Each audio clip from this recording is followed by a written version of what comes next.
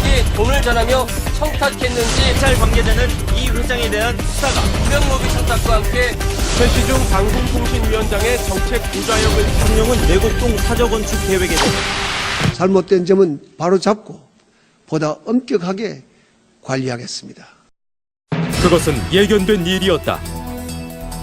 집권 5년 차 자신감에 넘치던 대통령의 모습은 온데간데 없었다. 수많은 사람들에게 피해를 준 BBK는 누구의 회사인가? 1월 달에 BBK라는 회사를 설립을 하고 머리부터 발끝까지 비리로 점철된 전대미문의 정권. 비리로 비리를 돌려막는 이명박 정권. 그렇게 국정은 비리로 무너지고 있었다. 공정사회를 국정지표로 제시했습니다.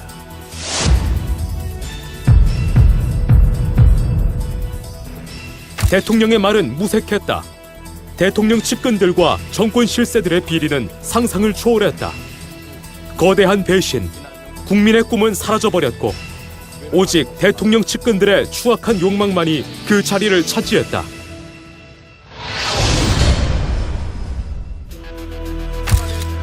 부동산 투기, 탈세, 국가예산 횡령, 불법 명의신탁 등 온갖 범죄 의혹이 있는 내곡동 사저 이전 계획. 현직 대통령 재임 중 부동산 투기 의혹은 전 세계에 유례가 없는 엄청난 사건. 국민의 혈세로 부동산 투기도 서슴지 않는 막장 정권. 선관위 디도스 공격 관련자들이 조직적으로 사전 계획을 한 정황이 포착됐습니다. 누나를 흠모한 27세 구급 공무원의 돌발 행동이라니. 정권의 모든 수단이 동원되어 어이없는 핑계로 범죄의 흔적을 지우려 했으나 국민은 결코 이 엄청난 반역 행위를 용서치 않을 것이다. 한나라당이 사이버 테러 당임을 분명히 밝혀줄 겁니다. 대통령의 친형 이상득 의원도 검찰 조사를 받게 됐습니다. 중요한 측근 비리 의혹의 핵심에는 당시 대통령의 친형인 이상득 의원이 있었다. 현금 8억 고액을 받은 혐의로 체포된 이상득 의원의 보좌관이 이상득 의원을 보고 금품을 건넸다고 3억 원을 추가로 받은 사실이 검찰이 수사하고 있습니다. 최시중 방송통신위원장의 무한 권력이 낳은 끝을 알 수 없는 무한 비리 사건. 양아들 정용욱의 검찰 소환 초읽기. 국민의 눈과 귀는 사건의 몸통과 또 비리의 끝이 어딘지에 대해 모아지고 있다. 주시영 위원장이 이 점에 대해서 이런 비리에 대해서 모를 리가 없고 관련이 없을 수가 없습니다. 저축은행 비리는 서민의 피땀 어린 돈으로 금감원, 국세청, 검찰, 여권 실세 등의 전방위 로비를 벌인 최악의 비리 사건. 대통령의 사촌, 처남과 동선은 물론 예외 없이 형님의 이름도 거론되었다.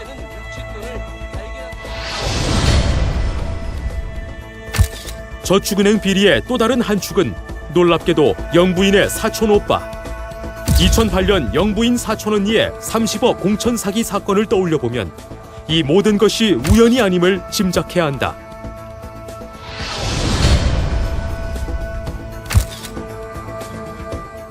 신재민, 이상득 의원, 이름 세 글자만 들어도 알만한 사람들이 총출동하는 SLS 이국철 회장 관련 비리 의혹. 다이아 게이트는 카메룬의 다이아몬드 광산 매장량을 속여 관련 기업의 주가를 조작한 초대형 사기극. 이상득 의원의 보좌관 출신 박영준 전 차관을 필두로 외교부, 지경부, 총리실이 조직적으로 개입한 의혹이 있다. 대검찰청 산하에 특별수사본부를 설치해서 지속적으로 전체 대통령의 친인척과 측근의 비리 문제를 철저히 파헤쳐준다. 국회 안에도 대통령 측근비리 조사 특별위원회를 구성해서 이 권력형 비리를 발견세곤하고 또 공직비리 수사처와 같은 제도적인 재발방지 대책을 마련해야 한다. 국민은 분노하고 절망하고 또 좌절했다. 이제 민주통합당은 민심을 받들어 지난 5년간의 온갖 비리의 실체와 배후를 지구 끝까지 쫓아가 역사와 국민의 심판대 위에 세울 것이다. 민주통합당은 정의가 강물처럼 흐르고 자유가 들꽃처럼 만발하는 그런 사람 사는 세상, 살맛 나는 세상을 만들어 나가겠습니다.